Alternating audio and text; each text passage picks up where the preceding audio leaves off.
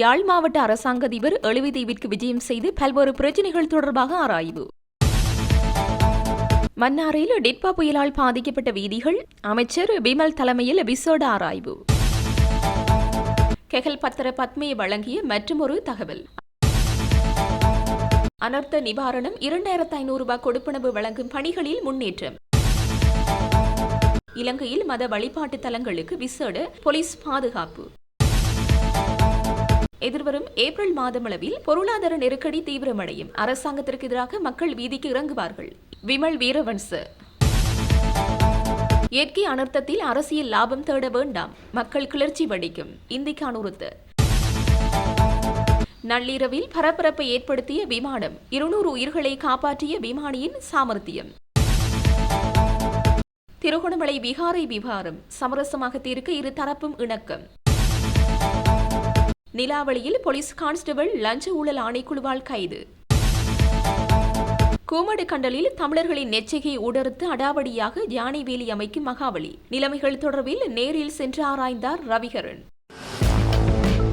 அனர்த்த நிலைமை காரணமாக பாதிக்கப்பட்ட மக்களுக்கு இழப்பீடு வழங்கும் நடவடிக்கையின் கீழ் 25,000 ரூபாய் கொடுப்பனவு 50%த்திற்கும் அதிகமானோருக்கு வழங்கப்பட்டுள்ளது. அமைச்சரவை ஊடக பேச்சாளரும் அமைச்சருமான நலிந்த ஜெயதிச இந்த விடயத்தை தெரிவித்துள்ளார். அத்துடன் ஏனைய இழப்பீடுகளை வழங்குவதற்காக அரசு அதிகாரிகள் தற்போது மதிப்பீடுகளை மேற்கொண்டு வருவதாக அவர் குறிப்பிட்டுள்ளார். பாதிக்கப்பட்ட மக்கள் தொகையில் கம்பகா மாவட்டத்தில் 73.4% அனுராதபுரம் மாவட்டத்தில் 70.5% இந்த கொடுப்பனவு வழங்கப்பட்டுள்ளது. அத்துடன் ரத்தினபுரி மாவட்டத்தில் 68.39% மாத்தளை மாவட்டத்தில் 65.28% குருநாகல் மாவட்டத்தில் 61.42% இந்த கொடுப்பனவு வழங்கப்பட்டுள்ளதாக அமைச்சர் சுட்டிக்காட்டியுள்ளார். சில மாவட்டங்களில் இந்த கொடுப்பனவு வழங்கல் செயற்பாடுகள் 50%க்கும் குறைவாக இருப்பதன் காரணமாகவே இந்த செயற்பாடுகளை துரிதப்படுத்தும் நடவடிக்கையில் அதிகாரிகள் ஈடுபட்டுள்ளதாக அவர் தெரிவித்துள்ளார். இதனிடையே குறித்த கொடுப்பனவு தொடர்பான சிக்கல்கள் குறித்து கலந்துரையாடுவதற்காக ஜனாதிபதி தலைமையில் அனைத்து மாவட்ட செயலாளர்களுடனான கலந்துரையாடல் ஒன்று நடைபெற உள்ளது. நாட்டில் ஏற்பட்ட அனர்த்தம் காரணமாக சுமார் 22 லட்சம் பேர் பாதிக்கப்பட்டுள்ள நிலையில் அனர்த்தத்தினால் அதிகளவானோர் பாதிக்கப்பட்ட முதல் சந்தர்ப்பம் இதுவாகும் என நலிந்த ஜெயதிச தெரிவித்துள்ளார். டிட்பா புயலால் ஏற்பட்ட வெள்ளத்தால் பாதிக்கப்பட்ட வீதிகள் மீண்டும் பயன்பாட்டுக்குரிய நிலையில் கொண்டுவருவதற்கான நடவடிக்கைகளை விரைவுபடுத்தும் நோக்கில் போக்குவரத்து நெடுஞ்சாலைகள் மற்றும் நகர அபிவிருத்தி அமைச்சர் பிமல் ரத்நாயக்க தலைமையில் விசேட கலந்துரையாடல் நேற்று மாலை மன்னார் மாவட்ட செயலகத்தில் நடைபெற்றது. இக்கலந்துரையாடலில் டிட்பா புயல் வெள்ளத்தால் கடுமையாக சேதமடைந்த வீதிகளுக்கு விசேட கவனம் செலுத்தி மேற்கொள்ள வேண்டிய திருத்தம் மற்றும் அபிவிருத்தி பணிகள் குறித்து விரிவாக ஆராயப்பட்டது. குறிப்பாக குஞ்சுக்குளம் வீதி, முள்ளிக்குளம் பள்ளமடு வீதி, பரப்பு கடந்தான் வீதி ஆகிய வீதிகளுக்கு விசேட கவனம் செலுத்தப்பட்டது. குறித்த வீதிகள் தொடர்பில் வீதி அபிவிருத்தி திணைக்களத்தின் கீழ் உள்ள வீதிகள், வீதி அபிவிருத்தி அதிகார சபை பொறுப்பில் உள்ள வீதிகள் மற்றும் உள்ளூராட்சி சபைகளின் கீழ் பராமரிக்கப்படும் வீதிகள் ஆகிய அனைத்தையும் உள்ளடக்கிய விவாதம் மேற்கொள்ளப்பட்டது. இந்த ஆண்டில் ஆரம்பிக்கப்பட்டு நடைமுறையில் உள்ள வீதி அபிவிருத்தி திட்டங்கள், அடுத்த ஆண்டில் முன்னெடுக்க திட்டமிடப்பட்ட புதிய வீதி திட்டங்கள், அவற்றுக்கான தேவையான நிதி ஒதுக்கீடுகள், பணிகள் ஆரம்பிக்க வேண்டிய காலக்கெடுகள் மற்றும் செயல்படுத்தும் அதிகாரப்பூர்வ நிறுவனங்கள் தொடர்பான விடயங்கள்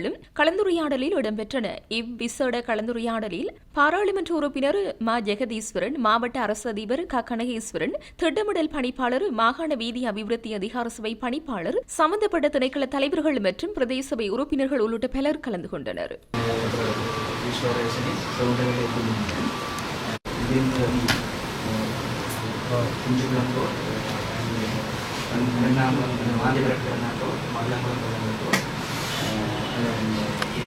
Road that we inspected morning service at Kunjukulam.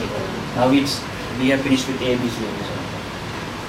Here we have to get a solution, sir, about as we discussed that about the ownership. It belongs to irrigation, federal irrigation. Apart from that, this is RDD road.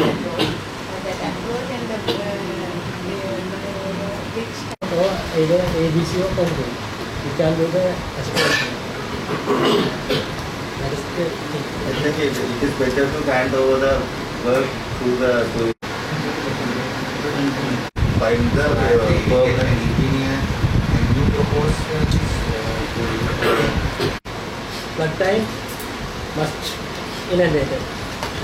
That bridge, Kunjukulam bridge, across the Manotoya River, that definitely inundated in every year. Because of that, level of the bridge is not much. I think normally in every year we must receive according to the rainfall. The river level, according to our head source water level, reaches. We can mark it as a pending. Will be technically feasible. Then That bridge across the inlet and I think we don't need to reconstruct the bridge across the inlet. and according And let's proceed to RTE. Sub-block for 4 days. We make some arrangements to open that. Nowadays, all the roads are possible. Out of 204 kilometers, 54.9 kilometers was blocked that time. Now, everything is okay, sir. Also, This time very severe because all the regular good damage. So we should provide this better regular construction. We ask for the school to do some sort of school to design. So we will get that further. We will do that. Because it's worth it. If you are ready, let's do 10 kilometers. 10 million, go to the treasury account. And then again, out of next year's money, we have to give 100 million for the 800 or something. But these establishment they are over and the team is 63. Out of 63, 58 km over. 2028, when we come out from this debt issues and everything, then we can do a lot of things. But the thing is now, for 5 years we didn't build roads, we didn't spend that much of money. Now we have to, number one objective should be build good roads. So in that case, you have to find the place suited sectoring mobility, small company, so the people who can do something. So in short, so next year also we will be able to allocate roads. And we requested all the TDs to estimate by 31st of December. Now I don't think it will be possible because of this disaster. Then because after that, if we can complete the estimations by end of the year, then we can start the process. We are going to allocate 1 billion for rural roads in Manna district. So based on that, we can choose and we can get the proposals and then we can decide what happens for the roads. யாழ்ப்பாண மாவட்ட அரசாங்க அதிபர் மருதலிங்கம் பிரதீபன் தலைமையிலான குழுவினர் எழுவைதீவு பகுதிகளுக்கு களவிஜயம் மேற்கொண்டிருந்தனர். எழுவைதீவு ஆரம்ப பாடசாலைக்கு களவிஜயம் மேற்கொண்டு அதன் குறைநிறைகளை கேட்டறிந்து கொண்டதோடு மேலும் எழுவைதீவு முருகன்வேள் வித்தியாலய ஆசிரியர்கள் மாணவர்களோடும் கலந்துரையாடி அவர்களது பாடசாலையின் குறைநிறைகளையும் கேட்டறிந்து கொண்டனர். மேலும் எழுவைதீவு பொதுமக்களின் கோரிக்கைகளுக்கு அமைவாக குடிநீர் தேவையினை பூர்த்தி செய்யும் பொருட்டு அங்குள்ள 5 கிணறுகளை அரசாங்க அதிபர் நேரடியாக சென்று பார்வையிட்டதோடு அவற்றை மீண்டும் மக்களின் பாவனைக்காக புனரமைப்பது தொடர்பாகவும் ஆராயப்பட்டது. தற்போது நிதி ஒதுக்கீட்டின் கீழ் எழுவைதீவில் நடைபெற்று வருகின்ற வீதி அபிவிருத்தி வேலை திட்டங்களினையும் நேரடியாக பார்வையிட்டார். அத்தோடு அண்மையில் ஏற்பட்ட டிட்பா புயலினால் கண்ணகியம்மன் இறங்குதுறை பாரியளவில் சேதமடைந்து ஆபத்தான நிலையில் காணப்படுவதனை அவதானித்த அரசாங்க அதிபர் இது தொடர்பாக மதிப்பீடு தயாரித்து வீதி அபிவிருத்தி திணைக்களத்தோடு தொடர்பு கொள்வதற்கான ஏற்பாடுகள் மேற்கொள்ளப்பட்டன. இக்களவிஜயத்தில் மாவட்ட மேலதிக அரசாங்க அதிபர் ஊர்காவற்றுறை பிரதேச செயலாளர் உதவி மாவட்ட செயலாளர் உலக கணக்காய்வாளர் உதவி பிரதேச செயலாளர் கிராம அலுவலர் உள்ளிட்டோர் கலந்து கொண்டனர்.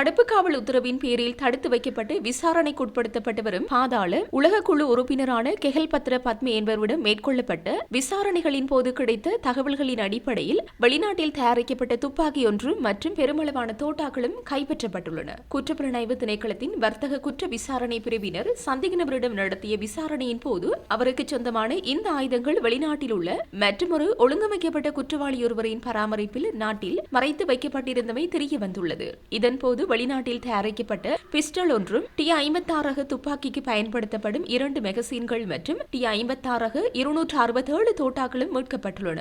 எந்திரை முள்ளவிலிருந்து கொழும்பு கண்டி வீதி வரை உள்ள குறுக்கு வீதியில் அமைந்துள்ள தற்காலிகமாக அமைக்கப்பட்ட அறையொன்றை சோதனையிட்ட போது அங்கு மறைத்து வைக்கப்பட்டிருந்த இந்த ஆயுதங்கள் கண்டுபிடிக்கப்பட்டன. போலீஸ் விசேட அதிரடி படையினரின் கல்லணி முகாம் அதிகாரிகளின் உதவியுடன் குற்றப்புலனாய்வு திணைக்கள அதிகாரிகள் இந்த தேடுதல் நடவடிக்கையை முன்னெடுத்திருந்தனர். இந்தோனேசியாவிலிருந்து நாட்டுக்கு அழைத்து வரப்பட்ட ஒழுங்கமைக்கப்பட்ட குற்றவாளியான கெஹல்பத்ர பத்மே தற்போது தடுப்பு காவல் உத்தரவின் பேரில் குற்றப்புலனாய்வு திணைக்களத்தில் தடுத்து வைக்கப்பட்டு விசாரணை செய்யப்பட்டு வருகின்றமை குறிப்பிடத்தக்கது.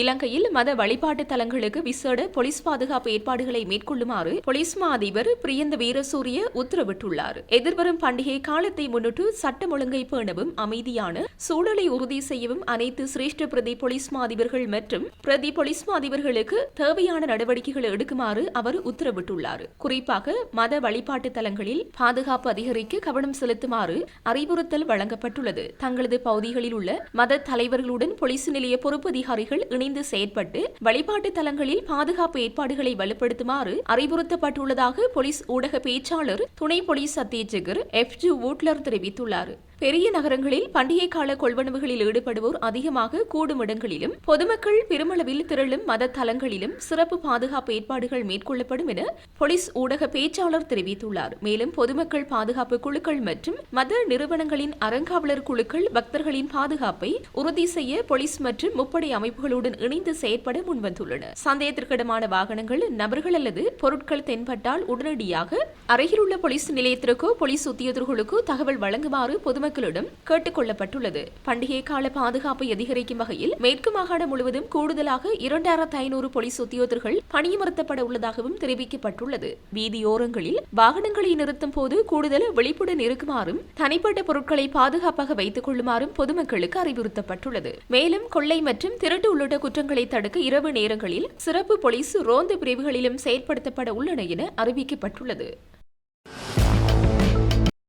நத்தார் தாத்தாவை போன்று ஜனாதிபதி நிவாரண வாக்குறுதிகளை அள்ளி வழங்குகிறார். எதிர்வரும் ஏப்ரல் மாதமளவில் பொருளாதார நெருக்கடி தீவிரமடையும் அரசாங்கத்திற்கு எதிராக மக்கள் வீதிக்கு இறங்குவார்கள் என தேசிய சுதந்திர முன்னணியின் தலைவரும் முன்னாள் பாராளுமன்ற உறுப்பினருமான விமல் வீரவன்ச தெரிவித்தார். கடுவளை பகுதியில் வெள்ள அனர்த்தத்தால் பாதிக்கப்பட்டவர்களுக்கு நிவாரணம் அளித்ததன் பின்னர் ஊடகங்களுக்கு கருத்து தெரிவிக்கையிலேயே மேற்கண்டவாறு குறிப்பிட்டார். அங்கவர் மேலும் தெரிவித்ததாவது: பொருளாதார பாதிப்புக்கு முகம் கொடுத்துக் கொண்டிருக்கின்ற வேளையில் இயற்கை அனர்த்த முகம் கொடுக்க வேண்டிய நிலை ஏற்பட்டுள்ளது. டிட்பா சூறாவளி தொடர்பில் முன்னறிவிப்புகள் எதுவும் விடுக்கவில்லை என்று அரசாங்கம் குறிப்பிட்டுக் கொண்டு தப்பித்துக் கொள்ள முயற்சிக்கிறது. அனர்த்தத்தால் பாதிக்கப்பட்டவர்களுக்கு ஜனாதிபதி நத்தார் தாத்தாவை போன்று நிவாரண வாக்குறுதிகளை அள்ளி வழங்கினார். ஆனால் பெருமளவிலானோருக்கு குறைந்தபட்சம் 25,000 கூட கிடைக்கப்பெறவில்லை. 2026ஆம் ஆண்டு ஏப்ரல் மாதமளவில் பொருளாதார பாதிப்பு மேலும் தீவிரமடையும். அரசாங்கத்திற்கு எதிராக நாட்டு மக்கள் வீதிக்கு இறங்குவார்கள். ஆகவே மக்களுக்கு வழங்கிய வாக்குறுதிகளுக்கு அமைய அரசாங்கம்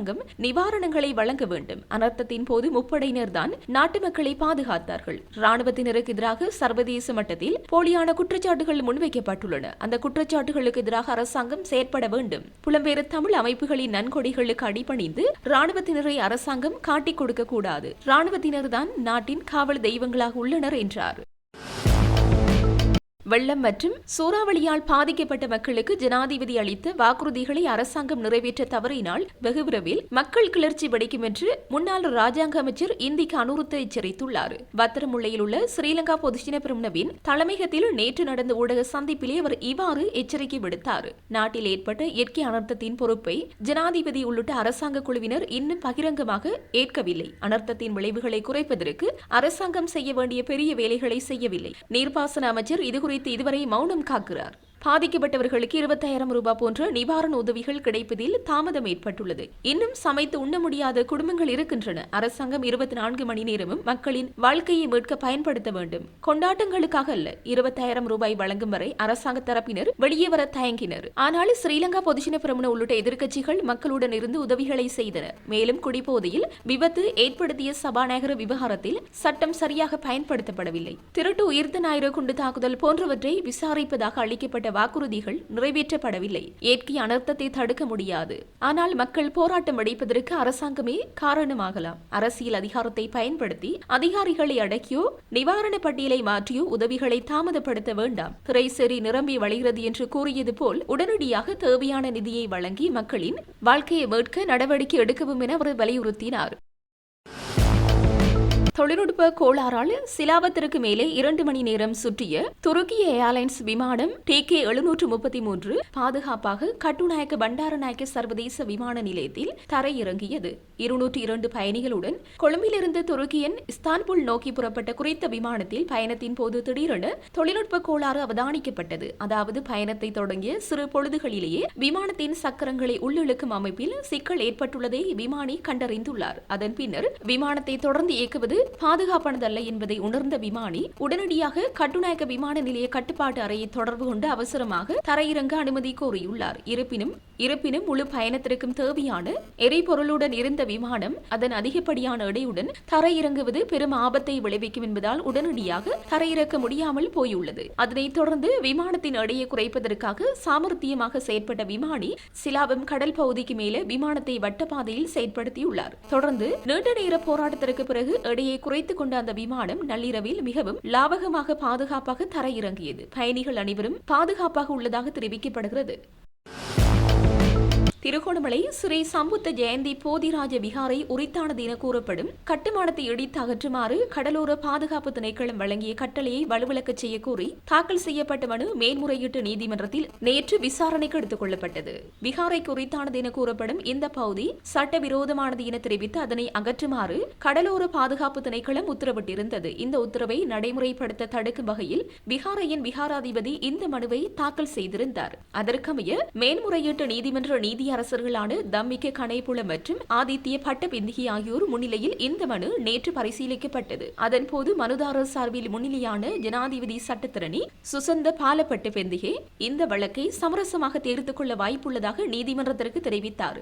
விகாரையின் ஒரு பகுதியை அகற்றுமாறு விடுக்கப்பட்ட கட்டளையை திரும்ப பெற பிரதிவாதிகள் இணங்கியுள்ளதாகவும் அதற்கு பதிலாக அங்கீகரிக்கப்பட்ட எல்லைகளுக்கு உட்பட்டு செயற்பட மனுதாரர் தரப்பு ஒப்புக்கொண்டுள்ளதாகவும் அவர் குறிப்பிட்டார். கடலோர பாதுகாப்பு திணைக்களத்தின் பணிப்பாளர் நாயகம் உள்ளிட்ட பிரதிவாதிகள் சார்பில் முன்னிலையான பிரதி மன்றாடியார் மனோகர ஜெயசிங்க இந்த இணக்கப்பாட்டை உறுதிப்படுத்தினார். இரு தரப்பினரின் கருத்துக்களையும் ஆராய்ந்து நீதியரசர்கள் குழாம் இந்த சமரச நடவடிக்கைகளின் முன்னேற்றத்தை ஆராய்வதற்காக வழக்கை பிப்ரவரி மாதம் 20ஆம் தேதி மீண்டும் அழைக்குமாறு உத்தரவிட்டது. அன்றைய தினம் சமரச தீர்வு எட்டப்பட்ட விதம் குறித்து நீதிமன்றத்திற்கு அறிவிக்குமாறு இரு தரப்பினருக்கும் அறிவுறுத்தப்பட்டது.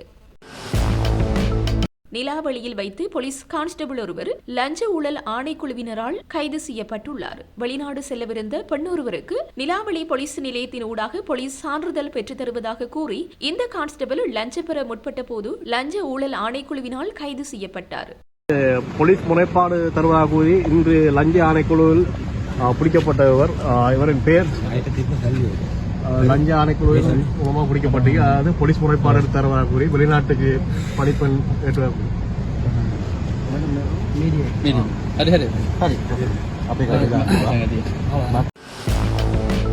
முல்லைத்தீவு கொக்குத்தொடுவாய் கமநல சேவை நிலைய பிரிவுக்குட்பட்ட தமிழர்களின் பூர்வீக மானாவரி விவசாய நிலமான கூடுகண்டல் பகுதியில் தமிழ் மக்களின் நெற்றிகை நிலங்களை ஊடறுத்து மகாவலி அபிவிருத்தி அதிகார சபையினர் அடாவடித்தனமாக ஜானிவேலி அமைக்கும் செயற்பாட்டில் ஈடுபட்டுள்ளனர். இந்நிலையில் கொக்குத்தொடுவாய் பகுதிக்கு நேற்று நேரடியாக சென்ற வன்னி மாவட்ட நாடாளுமன்ற உறுப்பினர் துரைராசா ரவிகரன் இது தொடர்பில் பாதிக்கப்பட்ட விவசாயிகளுடனும் கமநல சேவை நிலைய உத்தியோகர்களுடனும் கலந்துரையாடி நிலைமைகள் தொடர்பில் கேட்டறிந்து கொண்டார். இது தொடர்பில் மேலும் தெரியும் வருகையில் தமிழர்களது பூர்வீக விவசாய நிலமான கொக்கு தொடுவாய் கூமடு கண்டல் பகுதிக்கு அருகில் மகாவலி அதிகார சபையினால் அபகரிக்கப்பட்டு பெரும்பான்மை இனத்தவர்களுக்கு பகிர்ந்தளிக்கப்பட்டுள்ள விவசாய நிலங்களுக்கு பாதுகாப்பு வழங்குவதாக தெரிவித்து தமிழ் மக்களால் செய்கை பண்ணப்பட்டுள்ள நெற்செய்கை ஊடறுத்து மகாவலி அதிகார சபையினர் ஜானி வேலி அமைக்கும் செயற்பாட்டில் ஈடுபடுவதாக கொக்கு தொடுவாய் விவசாயிகளால் நாடாளுமன்ற உறுப்பினர் ரவிகரனிடம் முறையிடப்பட்டது. குறிப்பாக தமிழ் மக்களால் நெற்செய்கை பண்ணப்பட்டுள்ள அவர்களது பூர்வீக விவசாய காணிகளையும் ஆக்கிரமிக்கும் நோக்கிலேயே இவ்வாறாக மகாவலி அதிகார சபை அடாவடித்தனமான முறையில் தமது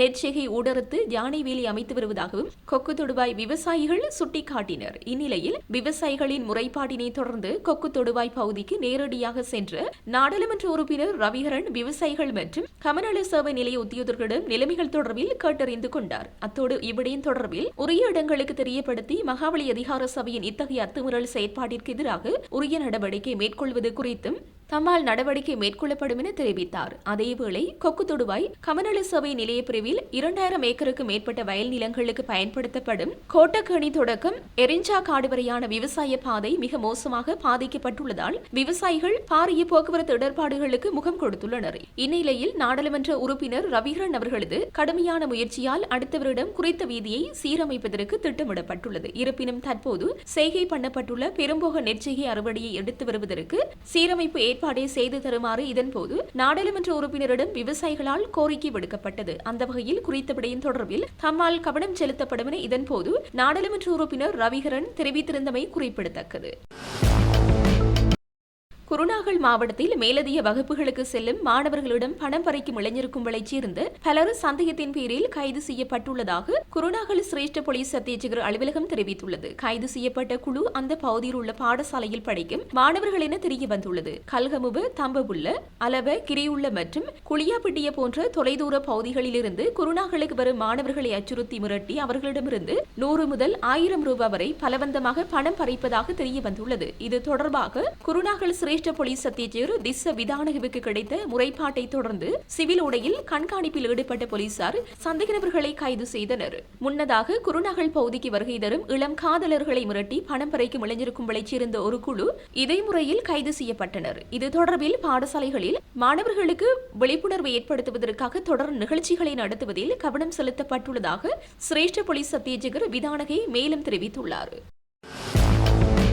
களுத்துறை மத்தகம பகுதியில் தனிப்பட்ட தகராறு காரணமாக ஒருவர் வெட்டி கொடூரமாக கொலை செய்யப்பட்டுள்ளார். மத்தகம மேல் போகன்வத்திய பகுதியைச் சேர்ந்த 41 வயதுடையவர் நேற்றிரவு 11:40 மணியளவில் கொலை செய்யப்பட்டார். கொலையை செய்த 36 வயதான நபர் தற்போது அப்பகுதியை விட்டு தப்பிச் சென்றுள்ளார். சந்தேக நபரை கைது செய்ய மேலதிக விசாரணைகளை மத்தகம போலீசார் மேற்கொண்டு வருகின்றனர்.